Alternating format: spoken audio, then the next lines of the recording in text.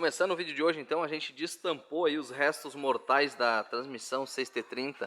Eu removi o que se faz necessário aqui para a gente poder fazer a medição da folga do diferencial que eu já venho falando para vocês nos episódios anteriores. Então, para isso a gente tirou a bomba de óleo do câmbio, para a gente poder colocar a mão por aqui, para poder de certa forma apalpar, né, deslocar o diferencial para medir a folga. Para quem é cliente e está acompanhando o vídeo, ó, isso aqui é uma ferramenta que a gente parafusou um ferro para fazer a base, porque essa ferramenta só gruda no ferro e a carcaça do câmbio é de alumínio. Segue esses bracinhos que vão segurar esse relógio. O relógio já está zerado, a ponta dele está em cima da ponta do diferencial ali.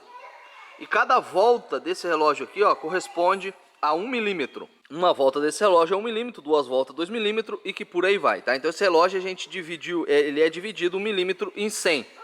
Então a gente tem aqui 100 centésimos para formar 1 milímetro, um exemplo assim. A Alexandra vai segurar aqui pra gente, eu vou colocar a mão por baixo aqui, ó. E vou apoiar o diferencial com o dedo e vou jogar ele para cima e vocês vão ver a folga ali, ó. Focou? Uhum. Olha lá, ó. A gente tem de folga 51, 2, 3, ó, 54 centésimos de milímetro. Ó, soltei, voltou ao zero. Vou apertar de novo, com mais força agora. Ó, 54, ó. É a folga máxima que a gente tem, 54. Ou seja, gurizada, gastou a carcaça do câmbio aproximadamente meio milímetro. Isso é bastante, né? E esse vídeo está sendo um oferecimento de Telmave. Um abraço aí, Teobaldo. Pra quem não sabe, sou Teobaldo. Tem um canal de vídeos também.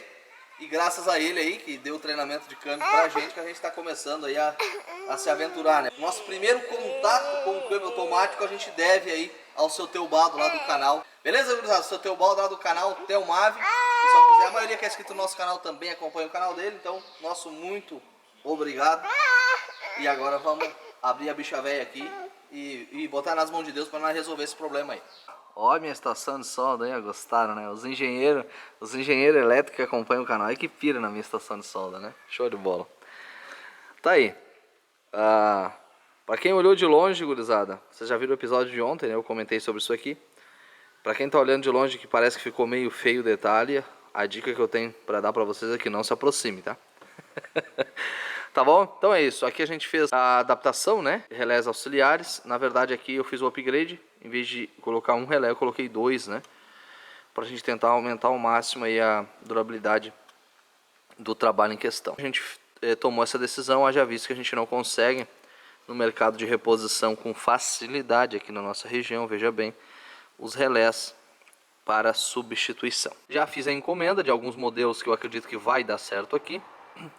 Mas aí também, em manutenções futuras, aí talvez até nesse carro aqui a gente faz a substituição por os relés originais, né? Já visto que é de um cliente nosso aqui da casa.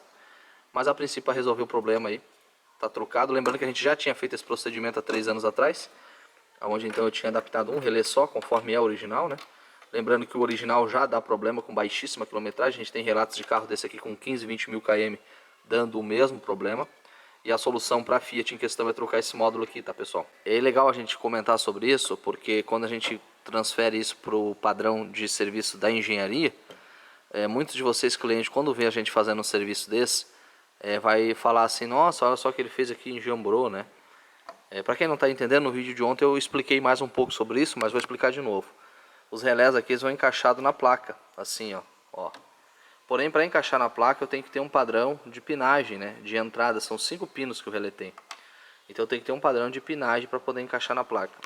Porém, esses relés utilizados pela maioria dos fabricantes, quando o fabricante quer dificultar a reparação e tentar vender uma peça inteira, o que ele faz? Ele muda o projeto do relé. Então ele descaracteriza a pinagem padrão de relé por uma pinagem que só ele utiliza nas placas dele. Aí quando dá problema, obviamente, o reparador não consegue reparar porque não existe um componente para vender no mercado de reposição com aquela pinagem. Então assim, quando você cliente vê a gente fazendo isso aqui, um vídeo e tal, que eu me submeto a fazer esse detalhe, é para poder propiciar ao cliente condição de reparar e manter o carro dele rodando. Porque se a gente for levar tudo no pé da letra, gurizada, que tem que trocar o módulo, que por aí vai fazer o que de fato o sistema quer que a gente faça, daqui a pouco a gente não vai ter oficina aberta e daqui a pouco nem os nossos clientes vão ter condição de ter carro.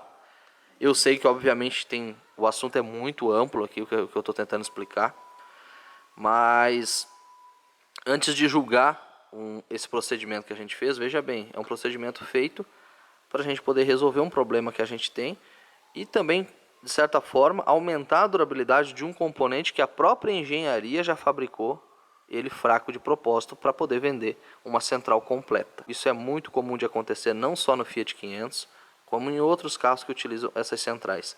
Esses relés de potência são fracos de fábrica e dão problema. Existem vários e vários relatos, tá? Inclusive, é muito bonito quando a gente vê uma peça e por aí vai, às vezes os clientes que são mais estudados, principalmente as pessoas que têm muita bagagem teórica, né? Quando eu falo de engenharia elétrica, né? Falei aqui do meu toco, estava brincando.